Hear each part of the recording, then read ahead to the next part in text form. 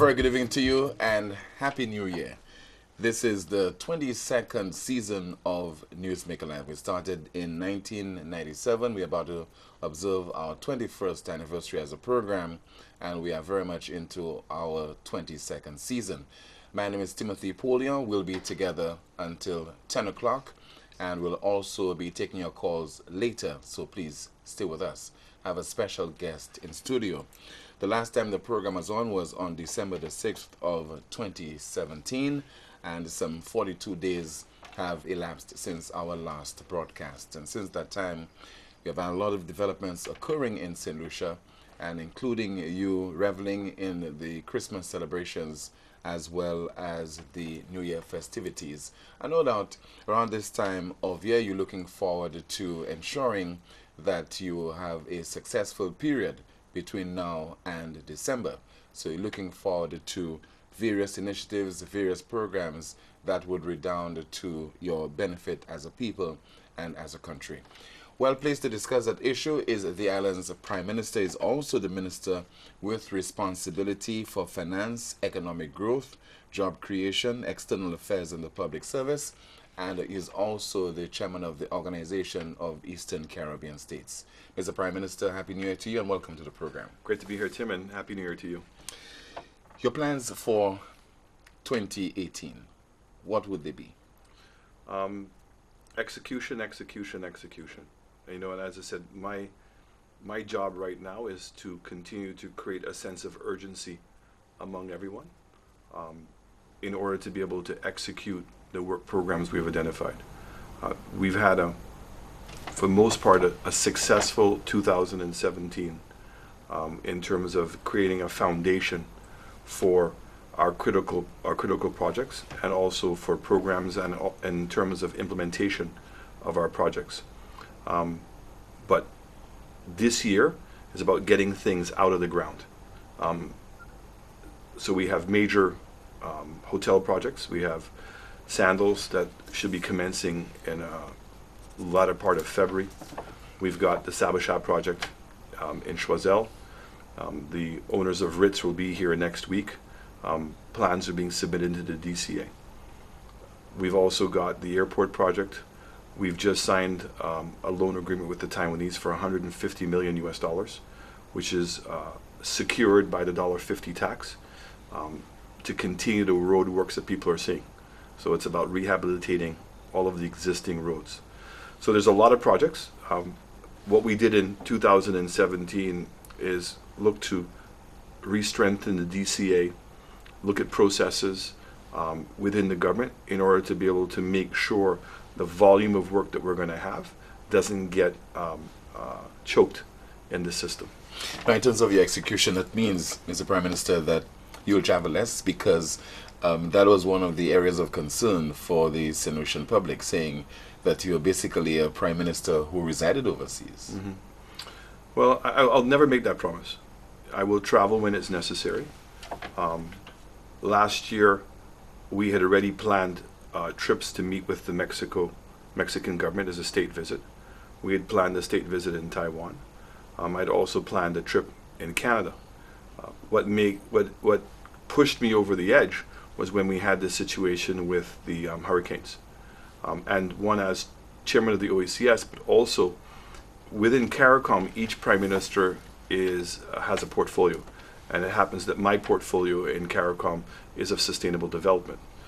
So we have been trying as a region to articulate a particular position to be able to facilitate us helping ourselves. The OECD had classified and had continued to classify us by one single measurement, which was per capita GDP. And as a result of that, St. Lucia is classified as a middle-income country. And as a middle-income country, like most of the countries in the Caribbean, we cannot get access to concessional funds. So it means funds where you can borrow it for a longer period of time and pay a lesser interest, or even grant funds. We didn't have as much access as we were when we were a lesser developed country. And so we've been arguing, because of the climate change and the impact, that we ought to be given access to those funds. So we had to go in, we had to advocate for that. We've also been advocating that there be a dedicated fund for what we call SIDS, Small Island Developing States. So out of COP, there was a promise that they were going to generate $100 billion a year of monies to be able to help with what we call mitigation, which is the reduction of emissions, and also adaptation, which is in terms of building resilience. That money has not happened. All kinds of promises have been made, but we've not seen that money as yet. And we're saying, as SIDS, and particularly here in the Caribbean, time is against us, and we need to be able to get access to some sort of funds right away. We've also been arguing that the protocol that the development agencies are using in order for us to apply for funds and then for those funds to be dispersed takes too long. And then the last one, which is extremely important, is the classification of the debt. We're saying that because now we have to build resilience, and that the need to build resilience is primarily because of the climate change that's taken place, the global warming. And most people believe that global warming is because of increased emissions. So the SIDS, again, are only responsible for less than 0.5% of global emissions. But with regard to your travels, Mr. Prime Minister, what do you have to show for that kind of investment that the taxpayers would have made in your travels overseas? Wow. I mean, we were able to get the OECD to reclassify, to agree that they're going to ring fence the SIDS, and that we're going to now get access to concessionary funds. That's huge. And particularly in the context of a debt to GDP that we have, and the rising that we amount to pay for debt. In terms of Mexico, we've gotten agreements to get a free, I call it a free trade agreement, in order that we're going to be able to get a double taxation treaty. The same thing applies with Morocco. Same thing applies in Taiwan. We were able to negotiate the $150 million loan. I have a team following up on the meeting to meet with the central bank in Taiwan to entice them to be able to buy some of our bonds. In Canada, I will be making an announcement, signing an MOU hopefully next week or the week afterwards for a major project in St. Lucia. And the bigger part really is the friendships now I've been able to develop in terms of articulating our policies. We believe that we need to be able to get Canada and Mexico to start meeting with the CARICOM as we did before. So there is going to be a meeting with the governors of the Central Bank of Mexico, Canada, and CARICOM to look at the whole correspondent banking issue, as well as the whole de-risking issue. So the amount of work that we've been able to achieve is immense, and I cannot imagine if we had not done those trips and not been able to put those deals on the table, how much more difficult our task of developing St. Lucia would be. But you already have name recognition. You served in the previous United Workers' Party administration. Was that enough in terms of people already knowing you as a government official, as a former minister of tourism? Changing your capacity from tourism to prime minister and still having to travel, is that necessary? One has nothing to do with the other. I mean, I was traveling for tourism, and there was a tourism circle. When you're traveling as prime minister is in a completely different capacity. And certainly when you come from a small state, there are meetings in which if you sent a senior technical officer or just a minister, they're not going to be given the same privileges as a prime minister. So, for instance, when we were invited to go to the meeting in Paris with regards to climate change that was put on by Macron, it was for prime ministers. If we sent somebody else, they wouldn't have been given the same kind of access. Certainly, I don't think they would have been given the opportunity to have been on a panel with Prince Albert, with Branson, and with Guterres, who is the General Secretary of the UN. So Trudeau didn't exist when I was Minister of Tourism. Le Pen didn't exist. The new President of Taiwan didn't exist. There's a new Prime Minister in Morocco. In fact, he just took up office 6 weeks ago. Macron has only recently come in as a president. So one has really nothing to do with the other. The trips are about cementing relationships, but more importantly, we had a very clear agenda, because as I said, the meetings with Mexico, with Canada, and also with Taiwan had already been pre-organized, and there was a very specific purpose for me to go. All of a sudden, the meetings at the UN took on a new meaning after the hurricanes. So did the meetings at the World Bank. Then there was the meeting in Paris, and there was also the Bonn meeting, which added to the normal trips that I had to do. You're getting all set to enter your second anniversary as Prime Minister of St. Lucia and the United Lucas Party's second anniversary as the reigning party. And do you get the impression that people are a little anxious, a little impatient, they're restive? They really want you to deliver on the various campaigns that you made to them. To what extent will you be able to deliver concretely during the course of this year? As I said, I think it's a critical year. A lot of the work that we were doing, the negotiations that we've had with investors, negotiations we've had with donor agencies, negotiations we've had with other countries, in terms of getting programs signed off, we've been doing that. Sandals, that's a lot of meetings with Mr. Stewart and with his team to convince him, because originally they were talking about putting up beaches here. Then they had the project they were doing in Antigua, a project they were doing in Barbados, a project that they were planning on doing in Tobago. And so it was a lot of work to convince him. He had 3 properties here to be able to put the 4th property at this particular time. So I'm very glad that that effort is now going to yield a new hotel, which is going to commence construction by the end of February. So you'll be delivering in terms of jobs to the people? Well, jobs, and more importantly, creating the opportunity for growth. The biggest thing that confronts St. Lucia, Tim, is in fact that our GDP, the size of our economy, is too small. So the amount of money in circulation limits the amount of money that government can tax. And so if we said, okay, well, government needs another $300 million to be able to fulfill its obligations in terms of education, healthcare, and security. You can't just go out and increase the taxes, because if you do that, it comes at the consequence of making businesses less competitive. Is this expected to change anytime soon with a population of just about 170,000 people? It's about capacity. So what are the industries that you have, and what is the potential revenue they can generate? So you do have limited land space, but the fact is that we only have 4,000 hotel rooms. We were only producing 8,000 tons of bananas when we came. At one point, we used to produce as much as 140,000 tons. Right? So in our mind, there's a lot of scope for being able to grow the agricultural sector. We're also saying let's focus on fresh produce, but let's focus on 7 items and allow our farmers to become experts and to become year-round producers of those crops. So it's the introduction of hydroponics and greenhouses, changing the marketing board, changing the Ministry of Agriculture in terms of the support levels, creating new regional markets for the fresh produce, but also to recognize that if we truly want to be able to grow agriculture, agro-processing is the critical component. How do you make those drastic and radical changes? It appears that those will not happen overnight, and maybe even during this term of this administration. First, you have to have the vision for it, and you have to understand the importance of getting it done. And as I said, this year it's about a sense of urgency.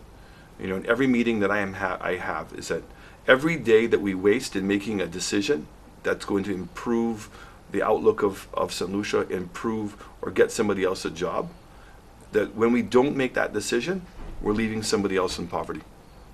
We've got to understand that's the consequence of not doing what we're supposed to do. But we're known to be so laid back, so idyllic in terms of our approach. And there are certain safeguards, there are certain protocols that we must adhere to. And bureaucracy is something that is very much part of our DNA in St. Lucia. So for me, that's where I'm very lucky. My life in business has been about process. So I am a big believer that when you have problems and you're not fulfilling your goals, either you have a bad plan or the structure that you have in place to fulfill those things is not working. So, we started last year in the budget process. That's why we went to what we call a zero-based budget. So we're saying to everybody, justify every single dollar you're spending. Ask the question, if you were starting today to build a Ministry of Agriculture, as an example, and you knew what you knew now, and that you only had the same amount of money you currently have, what would the Ministry of Agriculture look like? Can you spend that same amount of money, change the structure, and deliver more? And in many cases, the answer is yes. Because what I don't want to do is change cannot come at the expense of the workers. It can't come at the expense by saying we're going to cut your budgets or we're going to fire you. That's not an option. It can't come at the expense of saying that we're just going to get more money, because we don't have more money. So it has to come at the expense of process. And we have to find better ways. So today we were with legal services for people who can't afford lawyers. One person in Castries. So our manifesto says that we're going to provide justice to everyone and that we live in a democratic society. So those legal services must also be available in Soufriere and in Dennery and in Vieux Fort. So the fact is that how we're currently executing it, it's not working. How soon are you hoping to implement this program? But let me say this to you, it is operating out of Castries. So the question is, if the government doesn't have any more money, then what we need to do is we need to partner with the Bar Association. We need to find retired civil servants who actually were in the legal fraternity to now maybe volunteer their time, or we pay a stipends, but we've got to find the way. But we've got to be able to deliver that service, because we'll never be able to say that we are a democratic society or a just society, Tim, if in fact just because people don't have the money to pay for legal services, that we're just going to leave them out. So we've got to find that solution. And that's what process change is about, is to say, okay, this is not working. Why do I live in this restricted form if it is not working? And we've got to be able to find a different way to make it happen. And even within the Ministry of Justice, is to say, okay, do we have our resources prioritized? So we can't do everything. But that is, in my mind, an essential service that we must be able to provide. Talking about justice gives me the opportunity to focus on impacts. Is this the year when this matter will be resolved once and for all? I certainly would like to think so, but unfortunately, it is out of my control on both hands, meaning that we have taken the investigation completely out of the office of the Prime Minister. The Prime Minister's office's role is only to be able to provide resources to the DPP. So we've gotten to hire the DPP, we've gotten extra lawyers in there, we've equipped the DPP's office when he needs to do DNA testing, whatever he needs to do. We're just one phone call away in order to be able to provide the resources. And I don't think that we have been lapsed at any time in providing or fulfilling any request we've gotten. So that's one aspect of it. The second aspect of it is the country that put the Leahy law on us, which is the US. And they have their criteria in terms of how they determine whether we should be off the list or not. So I want to say that everything that our government is supposed to do, we have done. But I want to be very clear. We have done it in part because there is a requirement to get off the Leahy law. But there's nothing that we have done that I didn't think that we shouldn't do. Meaning everything that we've done, I think, resounds to the benefit of all St. Lucians. And that's very, very important. Because after Leahy law is gone, it's not about just dropping those things. Are these meaningful things? The processes that were put in place in order, if in fact a policeman kills somebody, that there is, shoots somebody in the line of duty, is there a process to make sure there's a proper investigation? And is that person an independent person from everybody else? And then how does the justice system then deal with that moving forward? And are we sure that the systems will not play favoritisms and they're going to hold everybody accountable? But at the same time, is that system going to allow the police to be able to do their job? 7 years after the alleged extrajudicial killings, we have certain bottlenecks. And I just want to understand from you, what are those bottlenecks? Because you're saying that as a government, as a Prime Minister, you have done all that is possible from your end. The impediments will be coming from where? The United States, the European Union? The European Union, I think, are very, very satisfied with the work that we've done. And let's remember, the European Union came down here and made their comments and supported the Leahy law. But the Leahy law is not applied by them.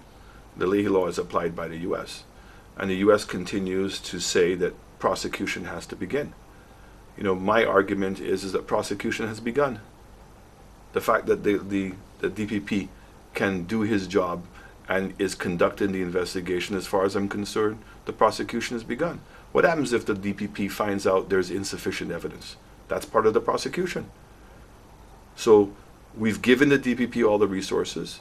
I'm certainly sure that he must, and at some point, give reports back to the authorities in terms of where he's at with his investigation. But I'm certainly not privy to that information. But he's still conducting the investigation. Correct. How long do you think it will take? I'm not privileged to know that information.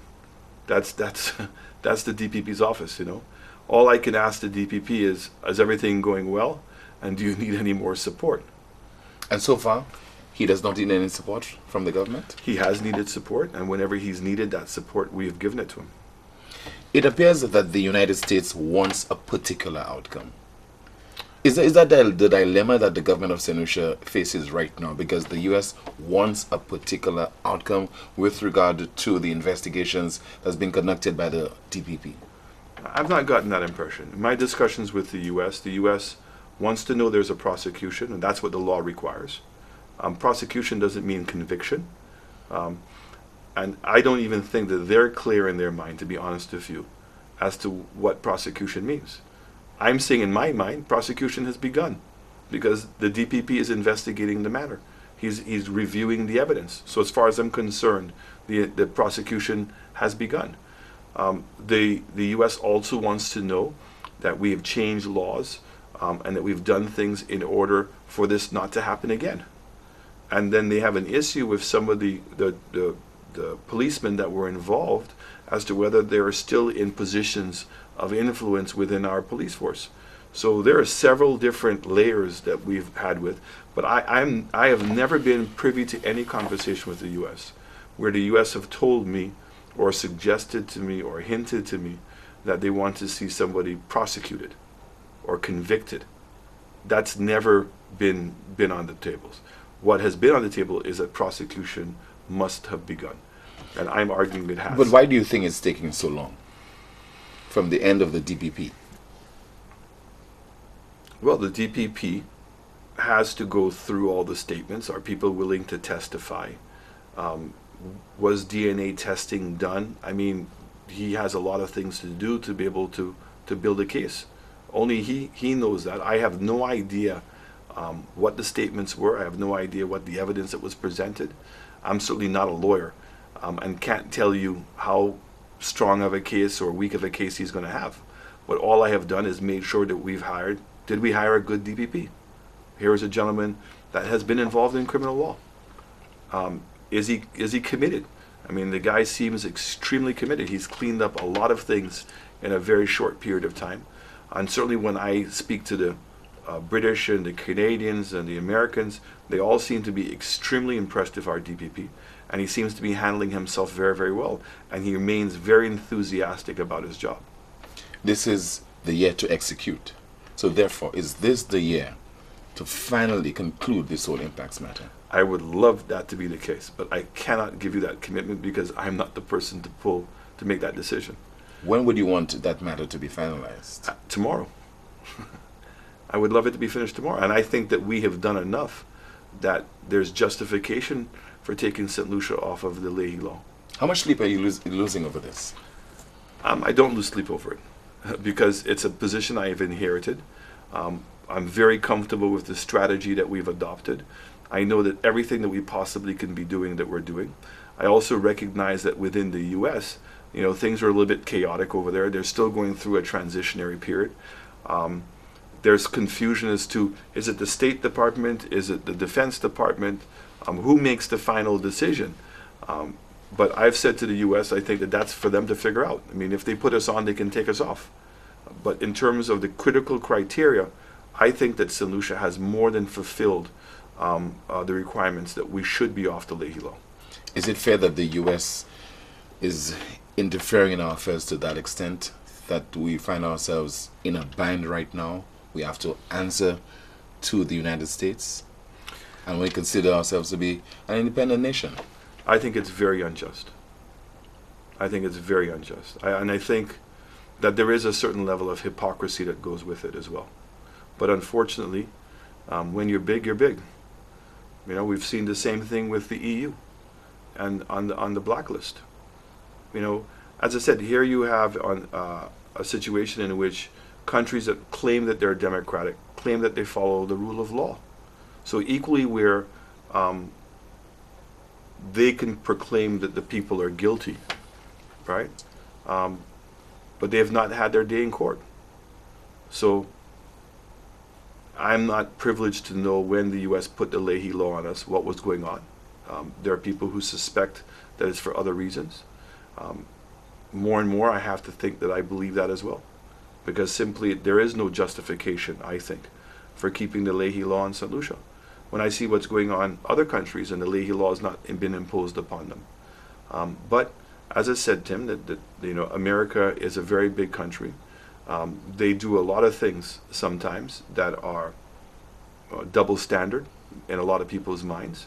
But unfortunately, that's the name of the game. So all I can do is just deal with the cards that were handed to me, work to make sure we get off. We have a lobbying firm. We have a great ambassador in the U.S. We have a great relationship with the embassy in Barbados. We are looking to reach out to meet as many senators and as many congressmen as we possibly can, and we're working overtime to get this monkey off our back. How is this impacting the work of the Royal St. Lucia Police Force? I think that to some extent it has, but a lot of things that also impact them, that undermine their morale, were our fault. Such as the condition of the police stations, the lack of training. So I mean, when I came into government, none of the Coast Guard boats were working. The forensic lab wasn't working. So imagine being a police officer, you arrest somebody that you know is guilty. The person is given bail.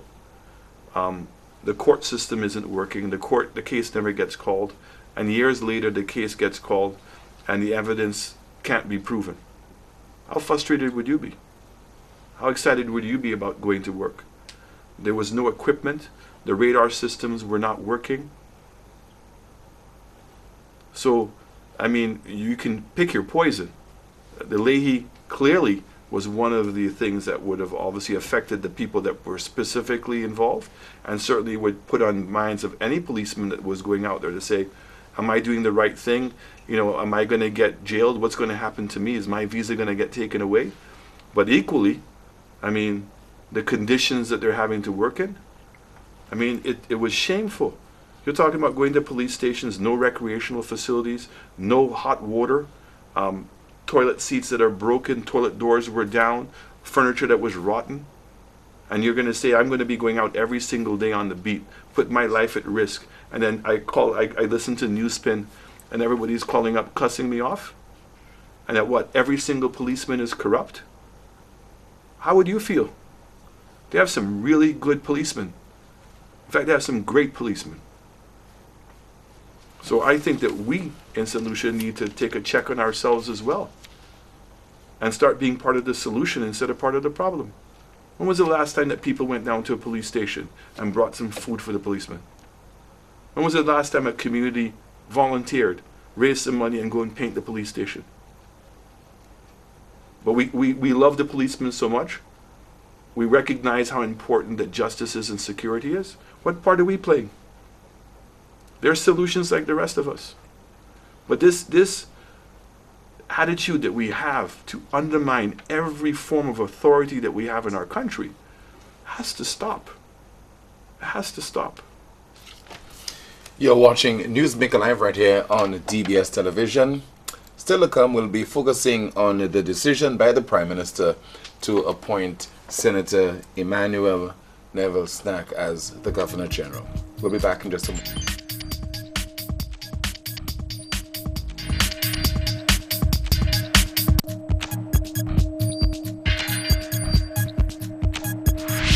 Welcome back. Thank you so much for staying with us. Once again, you're watching Newsmaker Live on DBS Television. My guest this evening is Prime Minister Alan Chastanet. Later, we'll be taking your calls. It was last week that Sir Neville Emmanuel Snack was appointed Governor General of St. Lucia. Who or what convinced you to recommend such an appointment, Mr. Prime Minister? Well, I've known Mr. Snack for a long time. And I have to say to you, his history, his political knowledge, his history of St. Lucia from a political perspective, his statesmanship, and the big one really is involvement in the last years with regards to the Constitution.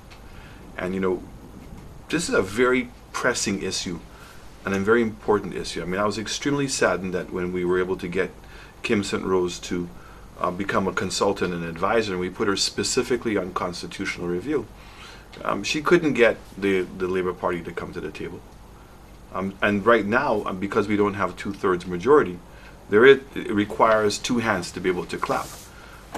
So Mr. Snack, I love what he's been doing in that regard. And again, I think that the position of Governor General should be somebody who is elder, somebody who is in the twilight of their career, and it's a reward for somebody who has done amazing things. And I think Mr. Snack, when you look at his record over his life, it's amazing, in terms of being involved in unions and being involved in politics, all kinds of different associations, what he achieved in foreign affairs. So I felt he was the best person for the job right now. He stood out in one area as well. And if I could say so, he comes across as a divisive individual for one particular issue.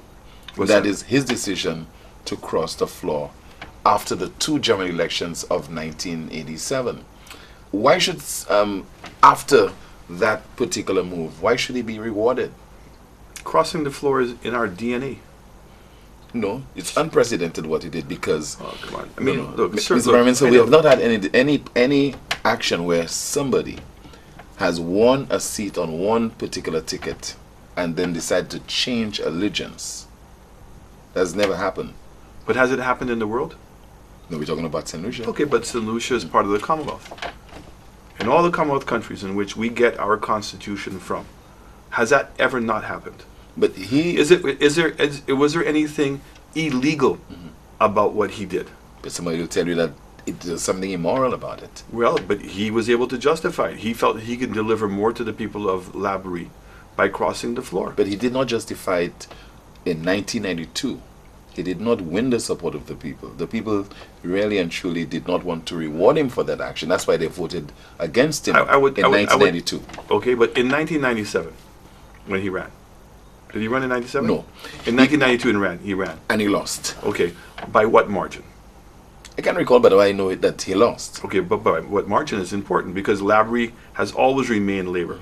It was not by a big margin. In fact, he did one of the best jobs under the UWT ticket. So the people had the opportunity of speaking their mind. But in the second election of 87, he won by more votes than the first election, which is the April 6th election. Then you had the April 30th election. He won more votes in the April 30th election. Does not signify something that people... It doesn't. You elect the representative. And therefore, when you elect a representative, like you elect a prime minister, you elect them to be able to make decisions. I've seen many prime ministers who have put things in their manifesto, information comes upon them, and they decide to change their mind. Is that wrong? The public at the end of the day is going to have to make a judgment. So at the end of the day, right, that's all part of politics. But the public when I go to people's homes, Tim, right, I'm sure you've been to those kinds of homes. They have United Workers' Party people, wife, and the husband is Labour. You have brothers and sisters, and that within society itself is the one setting the example for Parliament. That was how many years ago? No, but Mr. Prime Minister, does that preclude him? But do you think that somebody would vote? Would you, Mr. Prime Minister, under any condition at all, decide to change allegiance from the United Workers' Party to another political party, or form your party as the MP for Micoud North right now? If the circumstances were there and it made sense, Micoud South, if it made sense for the people of Micoud South, and I could go and justify to them, I would do it. Because there's nothing not doing it. Because the job that you were elected to do was to deliver to your constituents. So that's a question he has to answer for himself. But what is his... and here's a person that was what? His justification was personal. was how he was treated at the time by certain officials in the St. Lucia Labour Party. That was his justification. I'm not so for sure that crossing was the his floor. entire justification. For crossing the floor. I don't think that was his entire justification. But I would say to you, that does not in any way preclude him from doing that. It's certainly, from a Commonwealth perspective, there's nothing illegal. He's never been arrested. He's never been thrown in jail. He's never been convicted of anything. Okay? You have to look at his entire body of the work that he's achieved over his lifetime.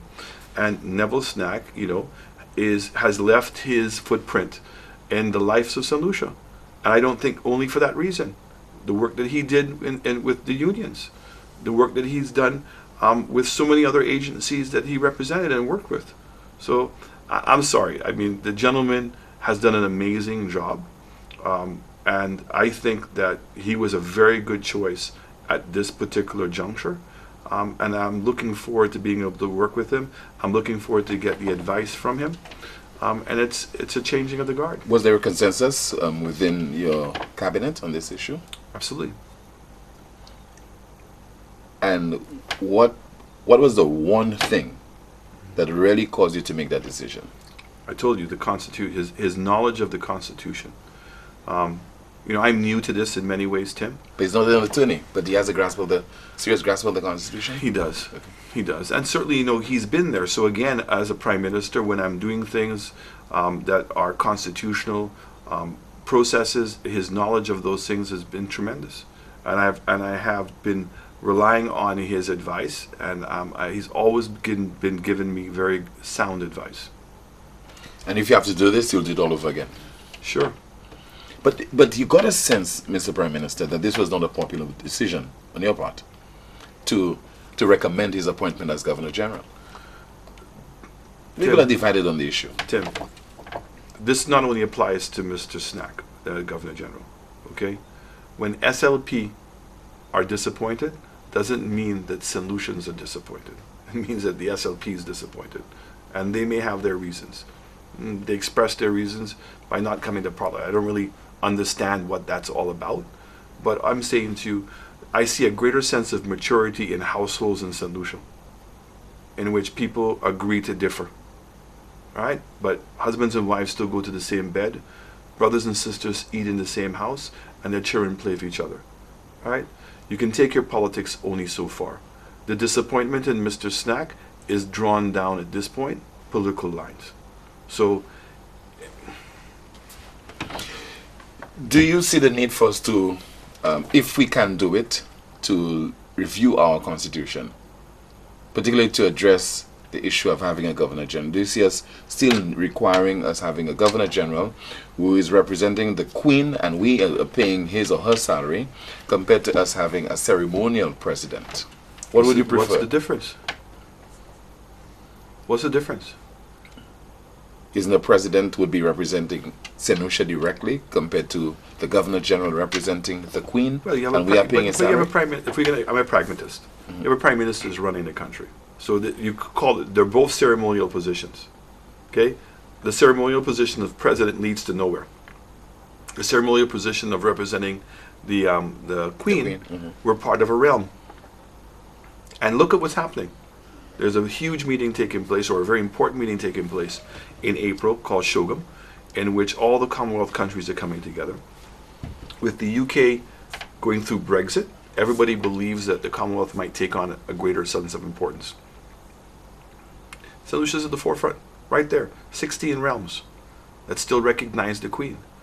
So at least I'm getting that level of value out of the position. What would the person do as president? What kind of leverage, what kind of access the person is going to have as president? So, I mean, I'm not saying that we would never not go to republic, but if you're going to have a ceremonial position, it's a ceremonial position. So you're saying during the term of this United Workers' Party administration, it's not a priority for the government, whether we have a Governor General or a president? No, I just don't think there's a difference if it comes to those positions. I certainly would love to have a discussion and discourse and an agreement on changing our system. I think that everybody thinks it's not necessarily the best system. I mean, I can tell you it's very, very difficult to be in cabinet and also to be a representative in a constituency. It's tough work. Not easy. And would like to change, if you had to make any changes to the Constitution, is to address this particular issue. I think it's one of the more pressing issues. I mean, there was a recommendation by the Constitutional Review Committee in terms of how they think the structure should change. You know, in speaking to Sir John, I agree with him. I think that the Prime Minister should be elected on a national basis, not on a constituency basis. I think a Prime Minister should have his or her own mandate. I think that people who are going to be in cabinet should not be elected. I think Parliament should be about approving budgets and approving legislations. That's me personally, right? But I certainly would love for us to be able to have a real discourse and to arrive at a conclusion. Would you also favor term limits for prime ministers? Sure. I mean, for me, there's an automatic limit anyway. I just to stay energized, focused, and enthusiastic, and not allow the position to corrupt you. I think there should be a period of time, a limitation. So you say that basically what you're saying there, the disclosure you're making is you'll be serving 2 terms if you get the opportunity to be prime minister next time around, come the next general election, and that will be it for you. I'm certainly coming into this looking to serve 2 terms. I also think that for any political party as an institution, that you should always be refreshing it with younger people. I think sometimes people stay way too long, I mean, way past their expiry date. And so if you look at our mission and vision and values, in our mission we say that we want to remain relevant. Now, if you're going to remain relevant, you have to allow for that change to take place. And I'm certainly not here to stay in a position. But if in fact that the public wants me or my party wants me, and that we're at a crossroads, maybe that's something I would consider. But certainly I've come in here focused on 10 years. But you politicians have a way of changing your minds anyway. Midstream, midway, later, saying, because you've just said early on that if the people want you, if your party wants you, why not stick to just 2 terms? I certainly would love to stick to 2 terms. That's my commitment. I will be 65, after 2 terms. My 2 children would be in their late teens and early 20s. I'm still young enough that I can fulfill some of the other things I wanted to be able to fulfill. That's certainly my goal. But I have no idea. I can't predict in the future. Maybe by that time we would have passed the Constitution and we were going to limit it to 2 terms. And I would probably be very grateful that I don't even have to make that decision. But we'll cross that road when we get to it. But I can certainly honestly tell you that I came into this thing with 2 terms in my mind. My goal is to be able to help restructure St. Lucia, put it on a path of growth, to be able to assist some of the more vulnerable people in our society, and some of the unjust practices that I see in our government and how we're dealing with people. I hate the hypocrisy of talking about democracy and equity and when it doesn't happen. And so therefore, is to bring that sense of priority to our government. One of the issues plaguing St. Lucia, has plagued St. Lucia over several decades, and in particular last year, 60 homicides, the crime problem. Again, just to piggyback on what you said, it's execution year, this year. How are you hoping to tackle this crime problem during the course of 2018? So the key is to understand the numbers. Of the 60 homicides, 39 of them were drug or gang related. 15 were domestic, and 5 are outside of that bracket. So it's important to understand that number in terms of the urgency and how we're going to arrest the situation. So when you have the drugs and also the gang related, it tends to be a lot of young people that are involved that are joining the gangs. We now need to look at what was the source of all of that. So St. Lucia's crime rate, and particularly with gangs and drugs, has been on the decline for many years, across both parties. So let's depoliticize this. There were things in the world that were taking place that were causing that kind of violence to be on the increase. And the question becomes, how do you solve it? When you speak to experts, people make reference to 3 things. One, that you must have a justice system that can move swiftly. There's a cry by some people we should hang people. I interpret that we need to be able to get to quicker convictions. If somebody commits a crime, we should be able to get the evidence, do the process of the prosecution, get into the courts, and get the person into jail as quickly as possible. So it means a young person now has to think twice about when they're going to commit the crime. The second thing that we have to do is have better social programs. So that level of deviance starts at a much earlier age. So what is it that we have in St. Lucia that we were doing? We don't have after-school programs. I mean, you know how many social workers we have, Tim? Let me tell you the number. Go right there. 11. For the entire island. For the entire island. And on average, they should have 15 to 20 cases. You know how many they have? 200. Okay? Still, today. Then you have no after-school programs. You don't have the right social programs in place. We have this idiotic process, honestly, where we subsidize rice, flour, and sugar and say we're helping poor people. Have you heard that statement? Of course, yeah. Okay? So if somebody can't afford to buy rice, flour, and sugar, getting it at a cheaper price, you think that's helping them? But meanwhile, everybody benefits from the subsidy? That we're reducing or taking off VAT on items. To help whom? Who are you helping? Deaf people who don't have any money. But you have to start somewhere. Absolutely, but I'm just saying to you, it's not working, correct? You have young girls having kids. First one, second one, third one. We watch them, we pass by their homes. We do nothing. I mean, I think government should have an intervention program. If in fact a young woman has a child, their first child, we need to sit down with their parents and everybody else, that child has the capacity to be able to take care of the child. But how do you allow that same child, that same girl now to have a second and third child? Couldn't even take care of the first one. You pass by, that's your problem in the future. Wait a second, I'm not done yet. The third one then is jobs. But before you go into jobs, is that an issue you should legislate? Because human rights activists will tell you that's a human rights issue. Well, you know, Singapore deals with it in a particular way. We always want to tout how great Singapore is. But guess what? It needs to be a conversation. So the people will tell you, well, then it has to be through an education program.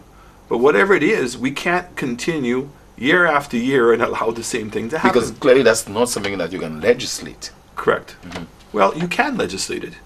In what way?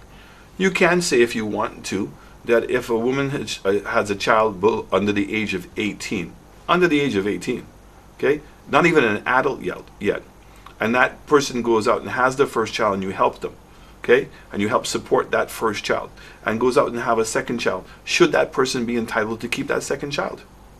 So what you do, you force her to abort the child? No, not abortion. You must be crazy. I would never support abortion. But they could adopt the child, okay, unless a parent or another family member can show they're going to take care of the child.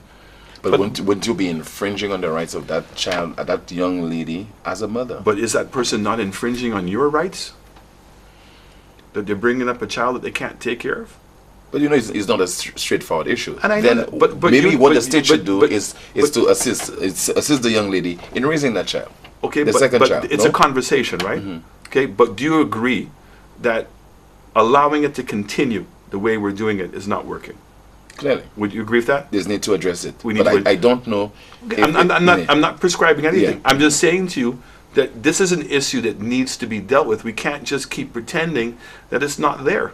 Okay? But guess what? People need to sit down, address it, and come up with recommendations. And I can say to you, more than likely, whatever the outcome is going to be, there's going to be people who are not happy with it. But the problem is that how do we stop it from happening? Because that would be the best way. But don't you think that issue, yes, you're making this point, but don't you think that issue will be politicized as well? Absolutely, but doesn't mean that you have to run away from it. Okay? Because you're asking me to solve crime. All right? And that is one of the ingredients of crime, is when kids are left by themselves and are not given proper guidance, don't grow up with proper values. That's not to say, and in any way to be taken, that some single mothers don't do an amazing job. And you can see that the responsibility they take. And I've met some of them who've had that first child, and they don't have the second child until they get properly married and have a way of taking care of that child. It's almost like a wake-up call.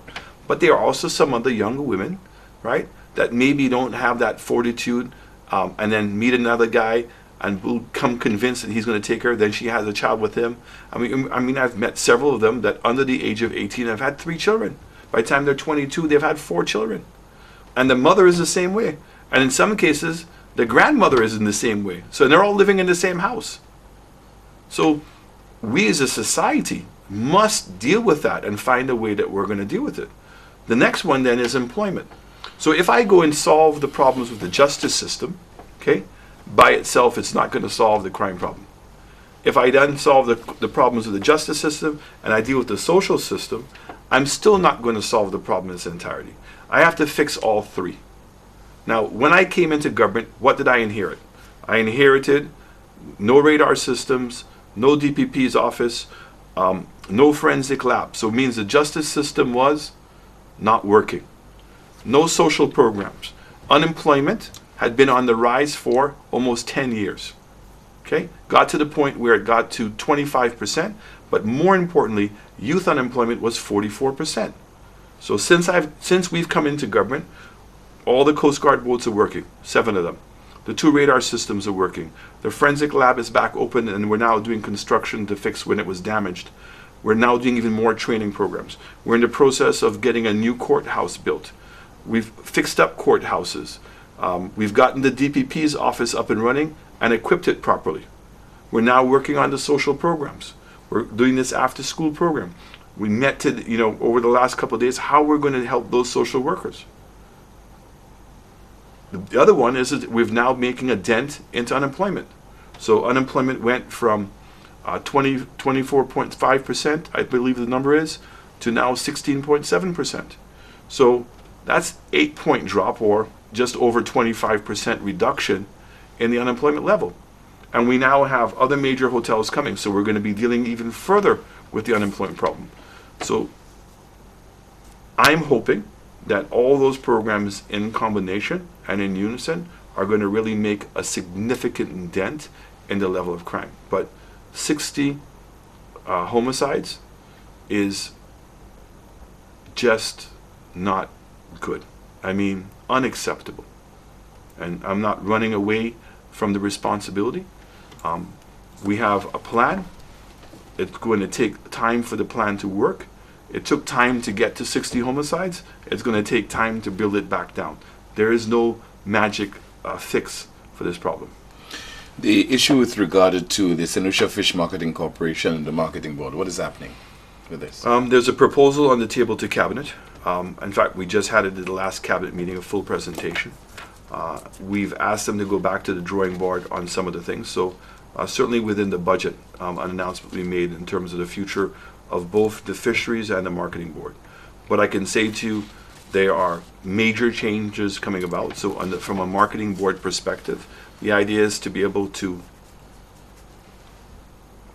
work with the farmers in getting farmers contracts. So the idea that a farmer goes and plows his land and plants crops without knowing who he's going to sell it to and what price he's going to sell it to, we think is ridiculous.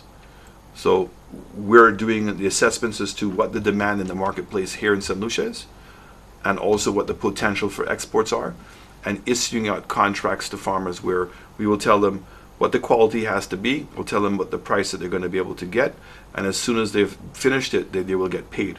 We're working with the St. Lucia Development Bank to be able to provide financial support with them, and also hopefully we get some of the other commercial banks involved. We're then rejigging the extension workers at the Ministry of Agriculture so they can do a better job in grading the farmers and helping all the farmers improve their technology, improve their management and the quality of what they're being able to produce. Radio St. Lucia was closed sometime last year, and I think there were plans to have a merger of sorts involving some radio station and NTN. Any plans? No, the goal with Radio St. Lucia is that we didn't think that there was any longer a need for the government to own a radio station. I mean, there are plenty of radio stations in St. Lucia.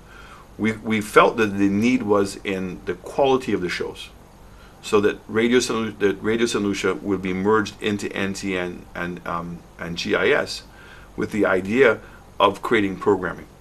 So again, you would have the ability to come to a proposal to the state and say, I think there's a need for a particular show, and that you can get the funding and be able to get the show produced, and then we could now syndicate the show.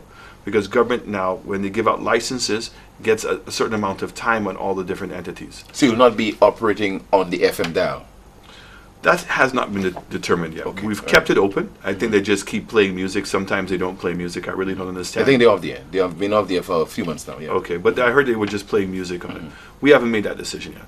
Okay. Okay, but I mean, certainly the goal is to focus on production, quality of production, improve the quality of shows both on radio and also on TV. You're watching Newsmaker Live right here on DBS Television. My guest, Prime Minister Alan Chastanet. When we come back, your calls. Stay with us.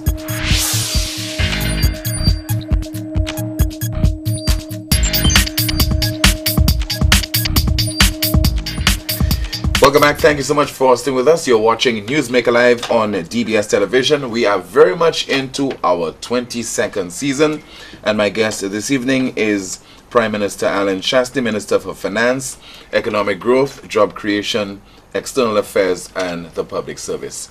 Welcome to the broadcast. You're on the air. Yes, good night, Tim. Hi, good evening to you, caller. To the Prime Minister. Good night, sir. Mr. Prime Minister, I want to say that I share some of those views that you've just shared, especially with regards to your ideas on the reduction on crime. I have shared that sentiment that, we simply cannot allow people to continue bringing children in an environment where you can almost be certain that, it's a criminal that is being bred. We need to, yes, there need to be the conversation, and that conversation should have started from yesterday. I certainly agree with you on those points, and I'm hoping that you will stay true to those views and do something about it, because obviously we cannot continue to go down that road with the crime situation. It would appear too that ill-discipline has become a human right. So people can just go, cursing up people and littering up the place, and that's a human right. So the persons who have the ability to educate persons, make it appear that it is their right to do that, and have give no consideration to the fact that they are destroying the country. And these are some of the things that really need it to be dealt with. Okay, thank you so much for calling.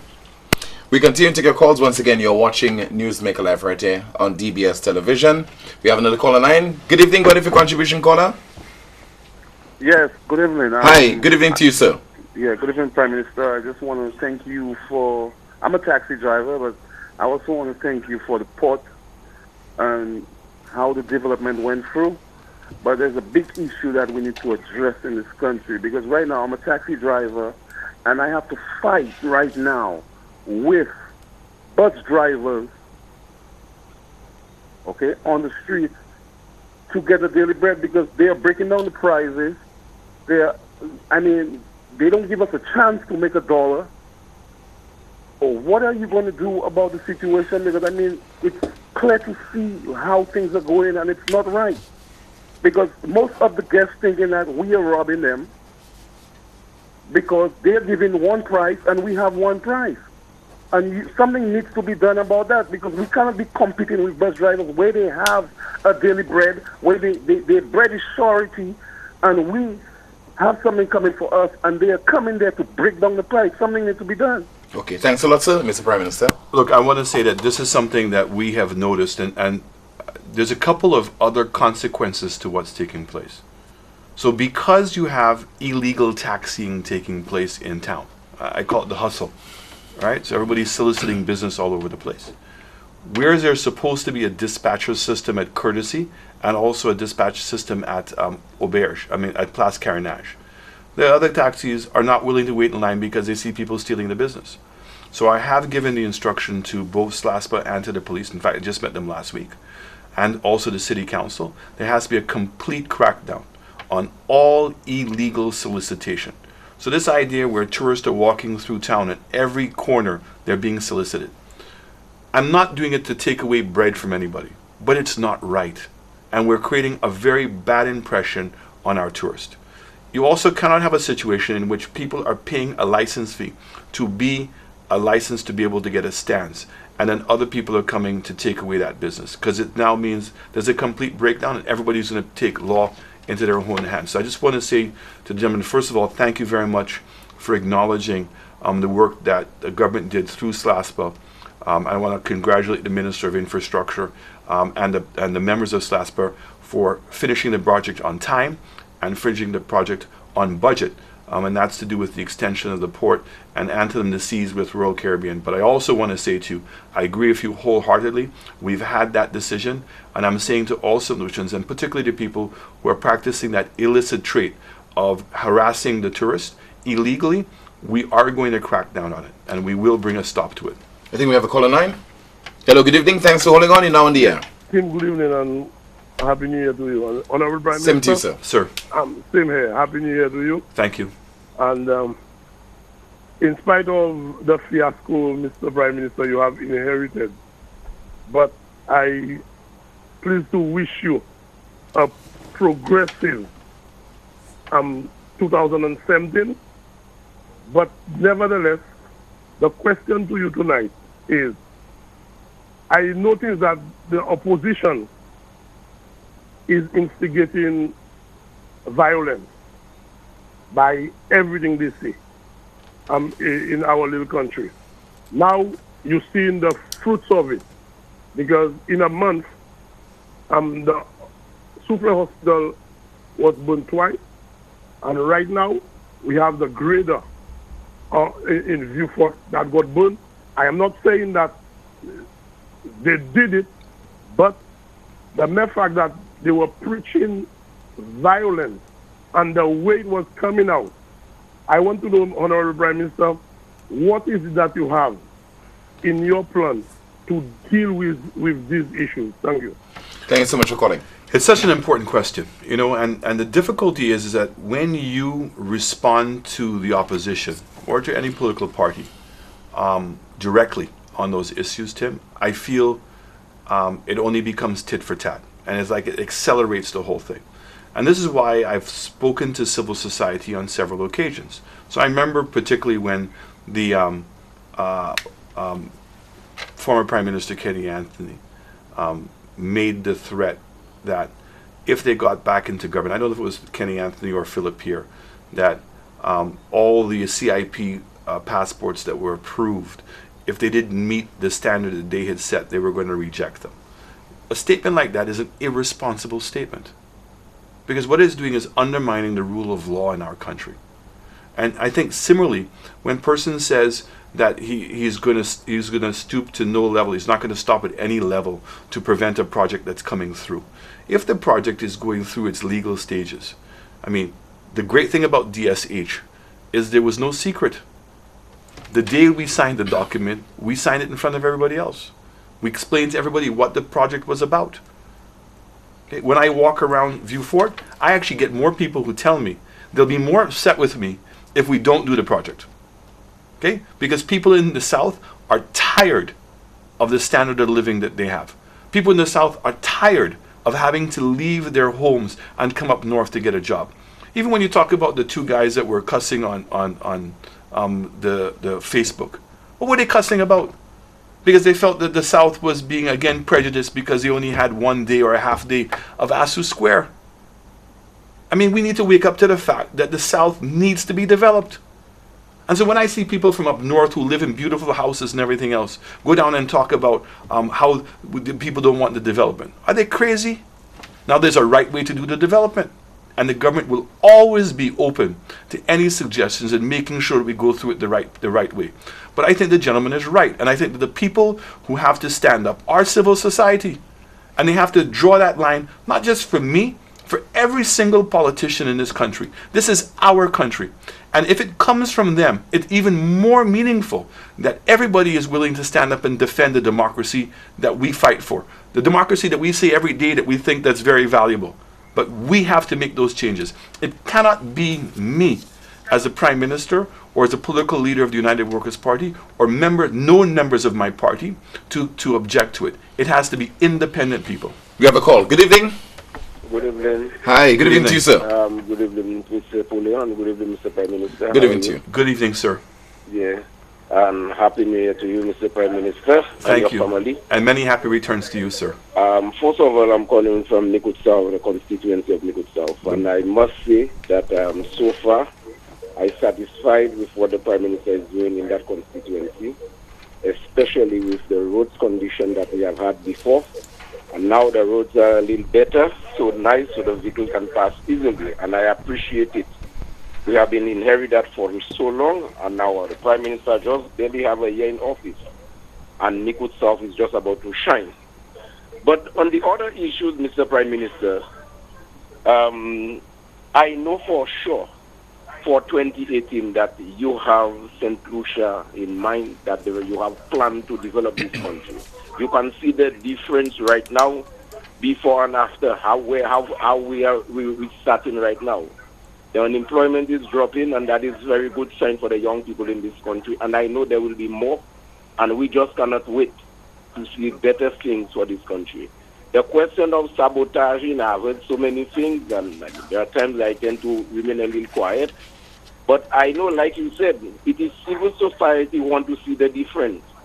If we see something is going bad, it is our duty, just like those who are prepared to march against development. Civil society has to march right now to say that they support development. So for this, Mr. Prime Minister, I am with you and I'm supporting you. And by now you're supposed to know who is calling. So then we are with you, especially in that constituency, and we will stand and supporting every development once it will create employment for the young people. We will stand for it and we will defend this country. This country belongs to St. Lucia, not for just one political party. Thank you very much. Thank you so much for calling, sir. Thank you, my brother. And I just want to again say to my constituents in Micoud South how proud I am and how grateful I am for them for the support that I'm getting from you. I'm very excited about the roads, but I'm even more excited about the opening up of the Angers agro-processing facility for the women. In terms of chocolate production, I'm been promised that that's going to be taken care of. I'm very excited about the new tank that's going to be providing water into the T. Rocher area. But more importantly, I'm so excited for my young people because Mr. Lockerbie and his team are here. And they've drawn up all the plans for the facilities around the island. I want to thank the Minister of Sports in making that initiative happen. And I'm so excited about Dereso, T. Rocher, Lacouville, in terms of fixing up the facilities there. But more importantly is the work that's going to be coming in the south, so that the young people who live in that constituency and Micoud North and in Labrie and in Choiseul in particular, that they don't have to go up north to get a job. And more importantly, I just want to say to my farmers that the feeder roads are coming, but the confidence that you've exhibited in our government by going ahead and planting your fields and taking that risk, and I want you to know that we're 150% behind you. Good evening. Thanks for holding on. Go ahead, please. Yes, so I just wanted to find out about education, what his plan is for education. Okay, thanks a lot. Very, very, very important subject. You know, it was very unfortunate when I heard the, I think is it titled the president of the St. Lucia Teachers Union. Yes. Because I certainly never have made any derogatory remarks about teachers. I mean, I love teachers. If anything, I feel that we have not supported teachers. And when you look around the world at the most successful education programs, and Finland being the #1, that teachers actually, to become a teacher in Finland is more difficult than becoming a doctor or a lawyer, and you get paid. You get very well paid. And the purpose of that is, and I don't want to change subjects, but I was meeting the contestants in the Miss Independent competition. I was so impressed. And I was asking them a question about education, you know, and they were saying that, you know, teachers, you have some great teachers, but you have some teachers that are just there for the job. They lack facilities, and therefore the types of education that they're willing to provide is very narrow. So one of the girls was talking about a friend of hers, a guy who was incredibly gifted in IT, but just felt frustrated in the school system and dropped out. And that they had people who want to be beauticians, but there is no ability to do that. So we want to be able to look at the curriculum of the school. We want to be able to examine the requirements to become a teacher in terms of a certification program, and making sure that we're continuously upgrading the quality of our teachers. We want to be able to now spend money this year on fixing up the core facilities, the bathrooms, the classrooms, the basic facilities. But we need to, in looking at the curriculum, decide how we're going to configure the classrooms. So a lot of schools now are starting to teach differently in terms of kids working in groups, the use of IT, PowerPoint presentations, communication skills. So the Minister of Education and the ministry made a phenomenal presentation to us this year in the budget. And I feel very enthusiastic about what I'm going to see unveiling in the next couple of years. Hold that point, sir. I have a caller. I know. The biggest issue is Sir Arthur. And I want the public to know my position. My position is we're spending $15 million a year on Sir Arthur. And it clearly is inadequate. And it's supposed to be running as a private entity. And what we've been trying to encourage Sir Arthur to do, one is to focus on maybe a couple of curriculums instead of trying to be everything to everybody. And maybe look for a partner. So whether you're going to associate yourself to a different program. But the only option that they're looking at now to solve their problem is to raise the price of tuition, which a lot of people are not going to be happy to hear. But the reality is that a change has to be made. And I'm hoping that with the board that we're going to be able to make a fundamental change. And when I was at budget today, I went outside and I had the opportunity of meeting with some of the workers of Sir Arthur, who are actually on a course of, if you see me, hello. It was great having lunch with you all today. And it was really interesting to hear their own perspective of what's going on up there. But it is a very important part of our education system. We believe that we need to spend more money and more time giving people additional skills rather than degrees at this point. And it's worked really well for Switzerland and Germany in terms of their apprenticeship programs. So I'm really hoping that we can tackle that dilemma of Sir Arthur and find a solution that is going to be to our satisfaction, and that the penalty of inefficiency through higher prices is not just passed on to the public. You have a call? Good evening. Hi, good night. My apologies to you, ma'am. Go ahead now. My question is, that's all right, that's okay. Mr. Shastny. Yes, ma'am. You said earlier that Kim Central could not get the SLP at the table for constitutional discussion. Didn't the leader of the opposition appear on a program with you to discuss constitutional reform about as part of independence celebrations last year? And so a TV show is going to constitute a change? Sure, he was there. And he was there as part of Independence Week. But I'm not saying this to be critical of Kim, So I'm saying that we put Kim to work specifically to be able to look at constitutional reform. And I'm just saying to you, and you can speak to her and through her own admission, as it was a very challenging process. And until both political parties are prepared to sit down and agree on change, it's not going to happen. And so far, it's not happening. Mr. Shastny, but you did make contact with the SLP. They did participate. I mean, you are saying that you could not have gotten them to the table, but you did get the leader of the opposition. Right now, it appears that you want something else, so make the effort and reach out to the opposition. The other thing, you said that it took a long time, or it took time to get to 60 homicides. Mr. Shastny, it was you on a political platform who promised this country to make us safer because Kenny Anthony could not have done it. Mm-hmm. Now you are copping out at 60 homicides. That's unacceptable, Mr. Shastny. So I'm so glad that you brought this up. Because when we made this statement not even knowing what the state of affairs were on the ground. So we said that we're going to do everything that we can to make St. Lucia safer. No, Mr. Shastny, you did not say that. You made a bold statement. To say what? That you would fix this. Correct. Kenny Anthony could not have made us safer. He cannot make us safe. He didn't. But you and the UWP will. That was your promise. And that is my... Whoa. Hold on, please. Can you just hold on? Yeah, go ahead. So that is my promise, and that is what we're working on. But what I'm saying to you, okay, is when we came in, will you admit this? That if you didn't have 2 radar systems not working, if the DPP's office was not fulfilled, if in fact there was no Coast Guard boats, sorry? All of those are excuses. All of these are excuses. You can talk from now until the end of 2018. Those are excuses. You have done nothing. I would hope... As a matter of fact, you have not even addressed the 60 murders except tonight. You understand? You have done nothing, said nothing. You are not even at the crime symposium that was proposed by your minister. You understand? My final question, though. You said that you walk around Vieux Fort and people ask you questions and they're ready, they're waiting for DSA. Mr. Chaffney, what time do you walk around Vieux Fort? Okay, thanks a lot. Good, go ahead. We definitely made the commitment that we're going to make St. Lucia safer. So if you look at what we inherited, and the facts are there to speak for themselves, there was no way that the Labour Party, the Labour administration, was going to make St. Lucia safer. In fact, things were going to get substantially worse. We have now begun to address those issues. You cannot turn things around in 1 year, but we are absolutely committed to making this thing work.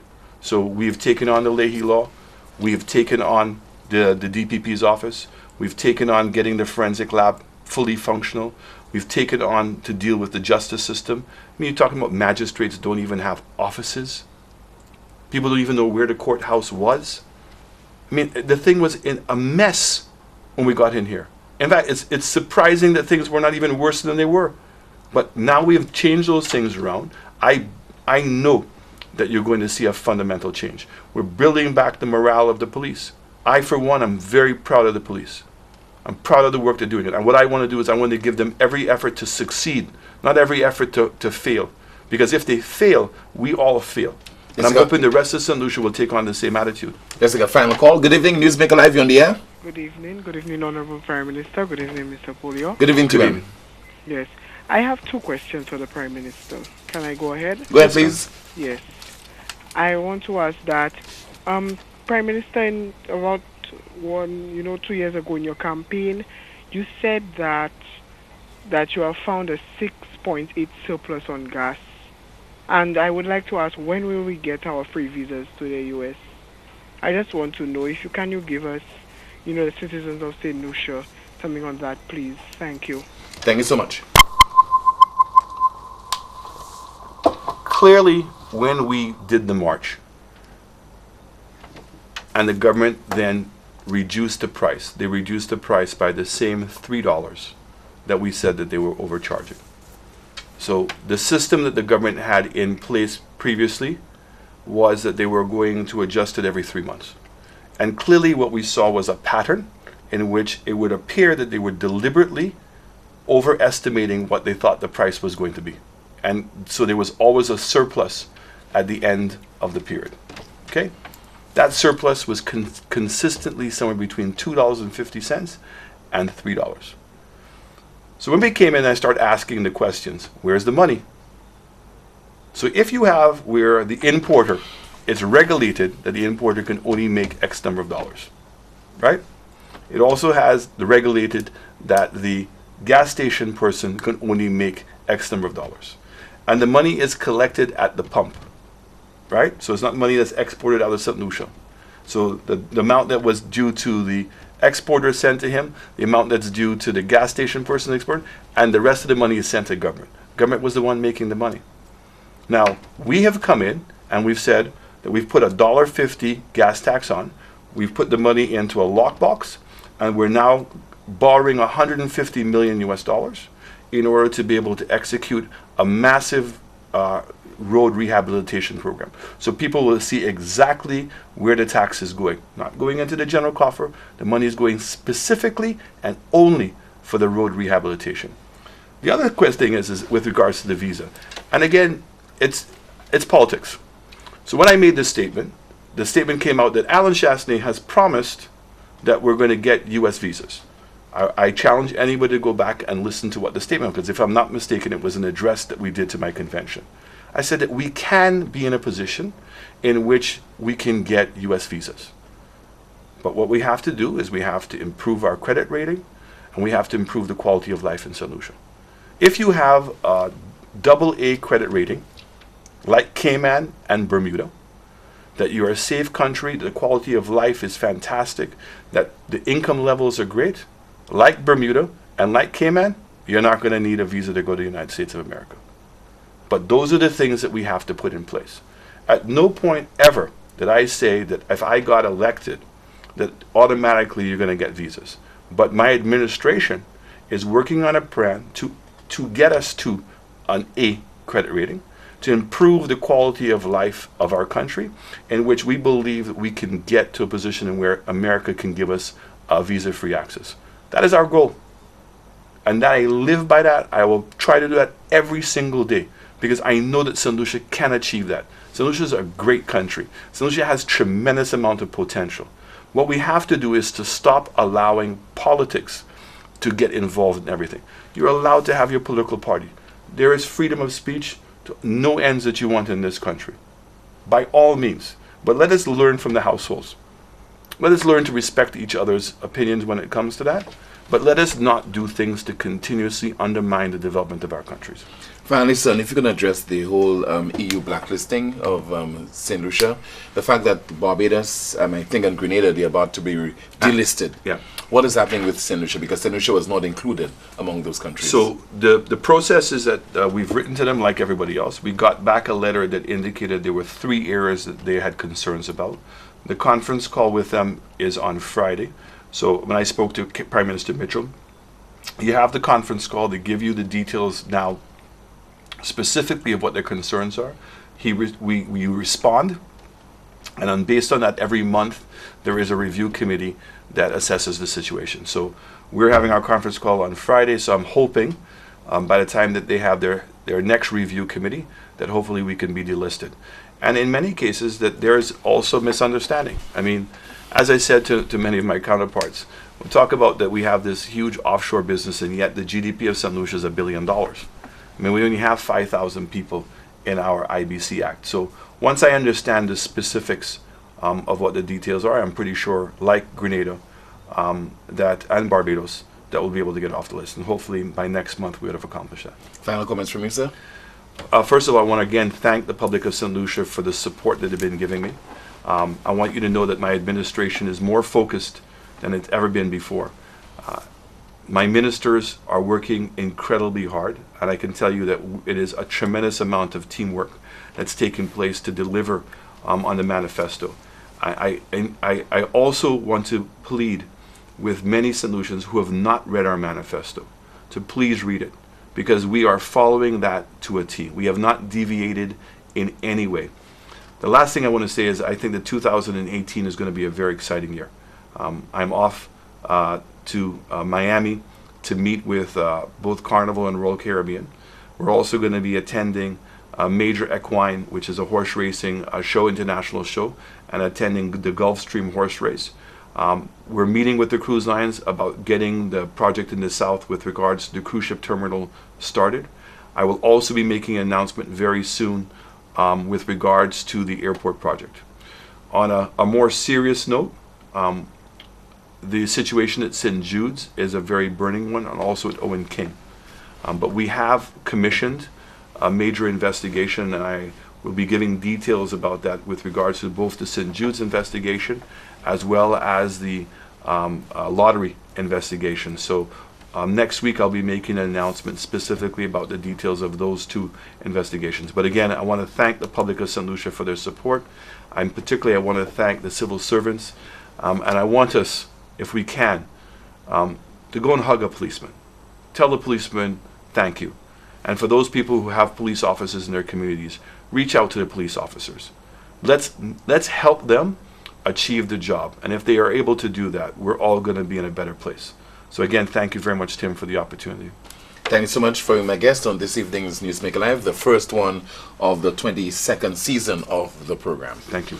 And thank you for watching the broadcast as always and contributing via your calls. If it's Wednesday, as has been over the past 21 years, it's Newsmaker Live. Time now for the clip that peaked.